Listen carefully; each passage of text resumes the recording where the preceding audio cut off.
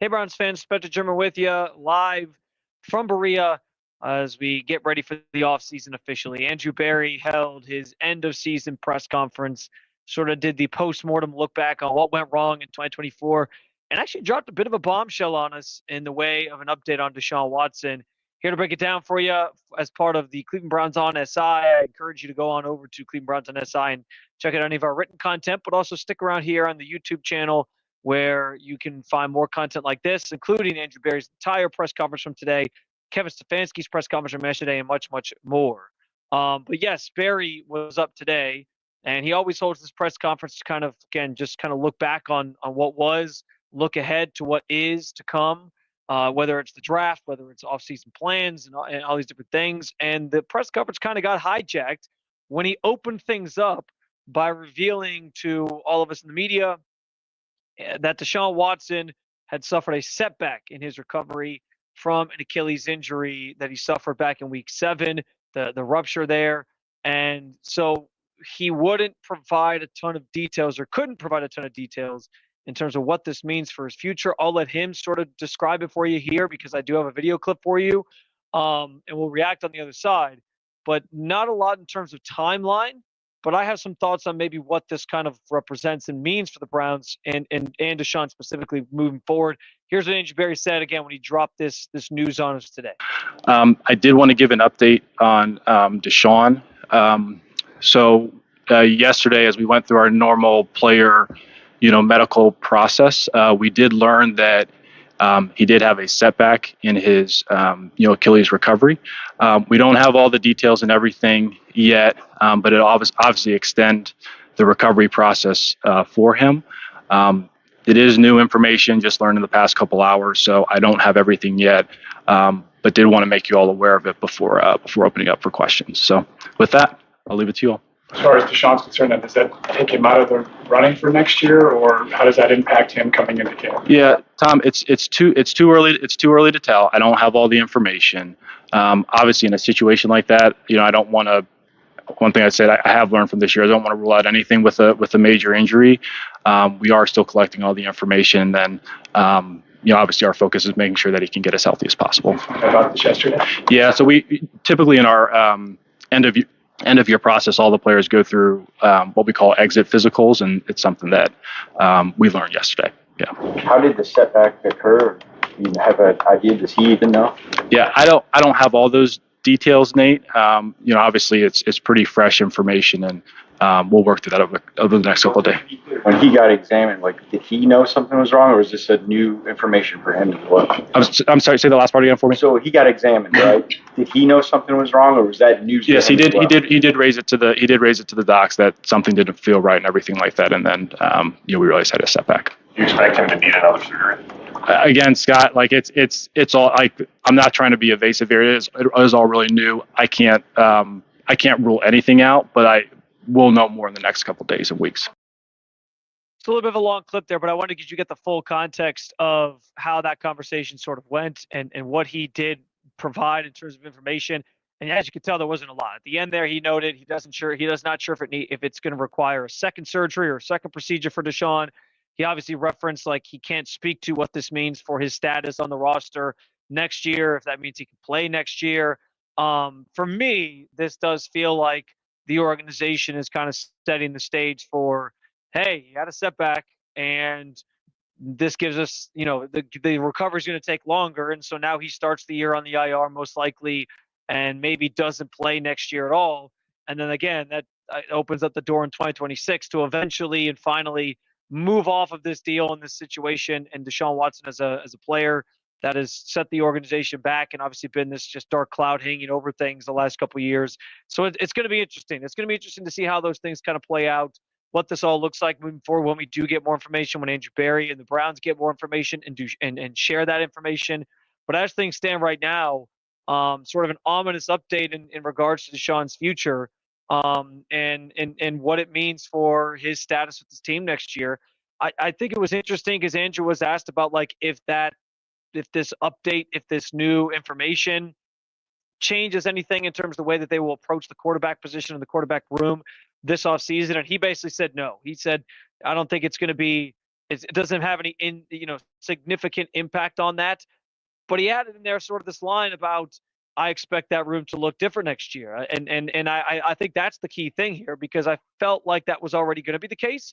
Whether Deshaun was healthy and ready to start the season back next year, which we all kind of assumed was going to happen, or not, to hear Barry sort of lay out like, yeah, we're sort of going into this offseason with a clean slate in that way, trying to figure out the best possible quarterback situation, quarterback room that's going to, encourage winning for this team. And as Kevin Stefanski said yesterday, give them an offense that can be, put up points, be explosive, all the different things that you're looking for. And so, this just kind of adds a wrinkle into things where it's like, okay, if you're IRing Deshaun Watson, maybe that allows you to keep another quarterback on this roster that you didn't anticipate before. He still will be here. There's also a financial element to this, because there is a large chunk of Deshaun's contract that they insured for injury last year. Some of that comes into play this year. I want to say it's like over $40 million. It's still money that Deshaun sees. He still gets that money.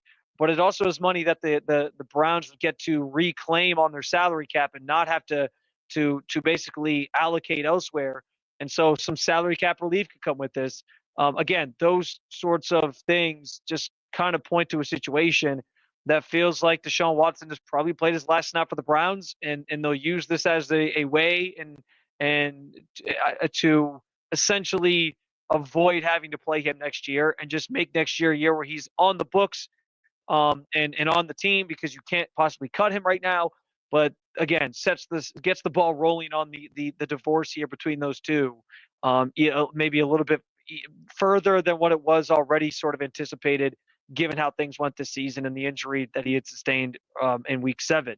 I also thought it was interesting that Barry, and I'll play you another clip here, for the first time alluded to this idea that this trade obviously hasn't gone as planned. Didn't say they got it wrong, but he just kind of said it hasn't gone the way that we had hoped. You'll hear that here, but also how they sort of assess risk versus reward on these types of things, which I think is an important thing to keep in mind as they dive into an offseason with a lot of questions. Probably first and foremost, I think that to date the trade hasn't gone as we had hoped or anticipated, hasn't gone how Deshaun has hoped or anticipated. I think certainly a big part of it is the stop-start with availability, and that we never have gotten consistent performance at that position. I think there's a variety of factors in that. That's not just the quarterback. We all share in culpability with that. But one thing is, like, when you do, we've never been afraid to take big swings on things that we think can help the team and help the organization. Sometimes you'll hit, and sometimes they won't go quite according to plan. But the one thing that we always do look at is, you understand with any business where you take on risk, or where you make decisions, you understand that there is both like upside and downside. There's no such thing as like a riskless transaction. And one thing that we always do want to do is really protect our downside as much as you can. And we will be positioned moving forward, both from a cap perspective, and I hate how we got here, but with having the second pick in the draft, whether we select a player or use it to maximize in another way, it gives us an opportunity to really pivot if we. Barry obviously saying there that the trade hasn't gone the way that they planned. I think fans have realized that for quite some time now. You have realized that for quite some time now. I think anybody analyzing and breaking down this team has realized that for quite some time now. To hear it said, though, is different. And I do think his point on the back end of that is sound, where, listen, you can't be afraid to take those risks, even though this trade didn't work out. And I've said from the start, like, listen, you can talk about and debate all day long whether or not the Browns should have traded for Deshaun Watson. But what I don't think should be debated or can be debated is the fact that they tried to take that big swing. They tried to land a franchise quarterback and finally resolve that problem that had eluded them for all these years. And that I do think that they deserve some credit for. Like, did they fail out at this, and did it not work out? Of course. Is there plenty to say in regards to the person and the player that they went after, and if they should have made that their priority? Of course. but the priority to at least find a franchise quarterback and land a franchise quarterback, I think that thinking and thought process is sound. There's other questions around it. And I again, that has to be the thinking moving forward. Like if they feel that they can land their franchise quarterback by taking him with the second overall pick, as he alluded to, having that asset now at your disposal, you got to do it. There's always going to be risk, especially with drafting players. But like they got to they still got to take those big swings. They can't be gun shy now because they missed in this one big instance. And kind of and think that it just means that everything's going to turn out this way. An organization can't operate that way. So I do think from the philosophical standpoint, how they operate moving forward in that regard is important. He did mention that number 2 overall pick. I tried to kind of pick his brain in the press conference on, how the last 3 years without a first round pick impacts what they'll do this draft. If they feel like they have to play catch up almost because they haven't been drafting the highest premiums, players the last couple of years. And then what I'm trying to get at with that is like, I want to get a sense of, do they think they're going to trade the pick? He did kind of open up a little bit on that with another video I'm going to play for you here in a second about that, where he was talking about Myles Garrett's future. But I do think like that could very much be on the table with this team as they try to sort of allocate and figure out where things fit and address a number of different needs that they might have this year. So just because they're picking number 2 doesn't mean quarterbacks in play, especially if they don't like this class. There will be, a number of players that they could maybe look at and try to maximize who they're getting, what they're getting. And so I think that's kind of an interesting conversation around this team and around their philosophy and how they sort of view things going into the draft this year, because it is an asset that they didn't necessarily account for having, but now you're so high up there.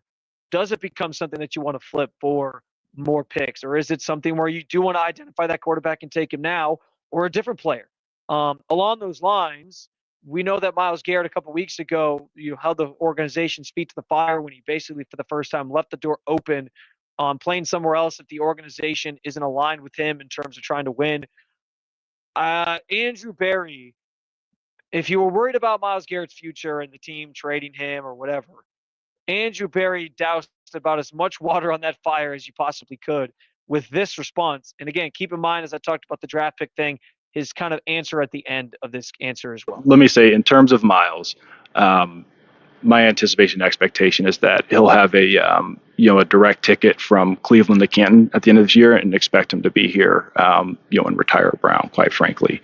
In terms of winning, our goal is always going to be to win. Our goal is always going to be to improve the team. I think, one of the beauties of the NFL, I think, I guess maybe a parallel. You think about the team that was holding the 2 pick last year. We're going to see them next week play. I'm not quite sure where they play, Peter, but we see Washington play in the playoffs this year.